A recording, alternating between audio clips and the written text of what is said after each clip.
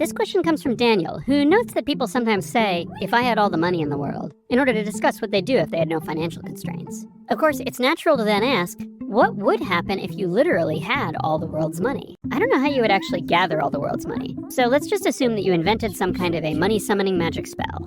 Most of the world's wealth isn't physical money. It's land and houses, bank accounts, businesses, intellectual property, cryptocurrency, and so on. In theory, you could edit all the property records on Earth to say you own all the stuff, and edit all the banking records to say you own all the money. But everyone else would disagree with those records, and they would edit them back or ignore them. Money is an idea, and you can't make the entire world agree with your version of the idea. Getting all the world's cash, on the other hand, is much more straightforward. At any given time, there is a certain amount in the world. Right now it's somewhere north of $10 trillion, and you want it all. It won't necessarily do anything for you, since without the cooperation of the outside world, you probably won't be able to spend it. But maybe you can swim around in it, like Scrooge McDuck in his giant room full of gold. So you cast your magic spell and summon all the money. The pile of cash is taller than the Statue of Liberty and heavier than the Empire State Building. You probably don't want to be standing under it, so let's assume that you're sitting over here, off to the side.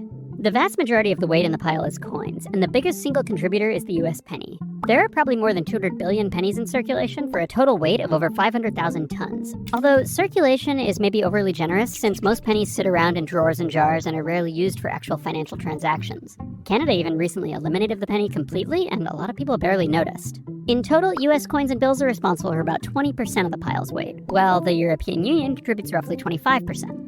Unfortunately for you, the pile doesn't stay a pile for long, and what seems like a safe distance isn't so safe. In Boston in 1919, a large molasses storage tank collapsed. Molasses is thick, so you might think it would flow out slowly, but it didn't. The wave of molasses swept down the streets too fast to outrun, demolishing buildings and killing 21 people.